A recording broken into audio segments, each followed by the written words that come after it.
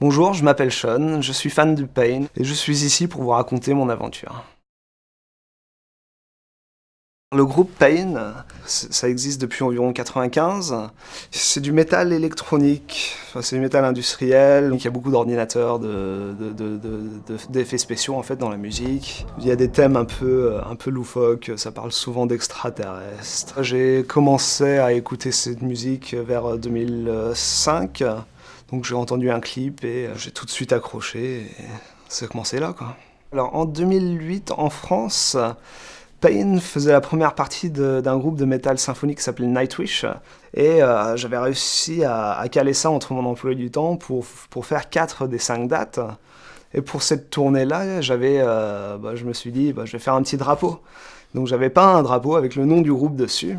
Et du coup, j'étais au concert en train de me balader avec mon drapeau comme ça. Et ils écrivaient un blog des récits de tournée en ligne à l'époque. Et puis ils parlaient, tiens, il y a quelqu'un dans la foule qui a un drapeau, qui chante et tout.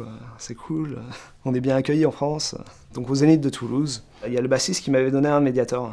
Et malheureusement, j'ai pas réussi à le rattraper. Et puis là, à un moment, je vois des gens qui arrivent entre la scène et les barrières de la première rangée, qui s'arrêtent juste devant moi et qui me pointent du doigt, qui fait « Toi, viens avec nous !» Je regarde « Ah, c'est le groupe Pain. Ah, chouette !» On fait « Allez, viens, on va backstage, et on va boire un coup, tu vas voir, ça va être bien. » Et là, il m'amène du coup backstage, et c'était la folie, je fais « Oh putain, c'est incroyable !» Et ils me disent d'aller chercher, du coup j'étais avec un ami au concert, donc là ils nous donnent des petits badges, des badges All Access pour qu'on puisse rester là, ils nous filent des petits cadeaux, un tourbook, et puis on est resté jusqu'à 2-3 heures du matin là-bas avec eux. Et à la fin, du coup, on a peut-être un peu trop bu, donc on arrive à la voiture, on fait bon, on est coincé là, on a dormi dans la voiture et on est reparti le lendemain.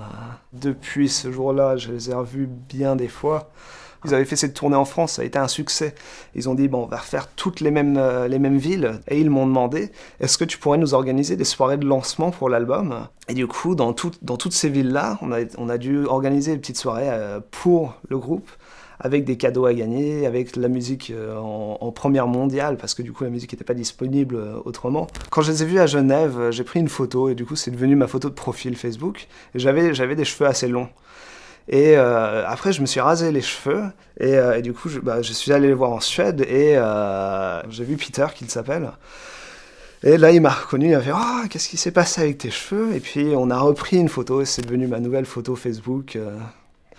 Je les revois encore presque tous les ans quand ils jouent en concert.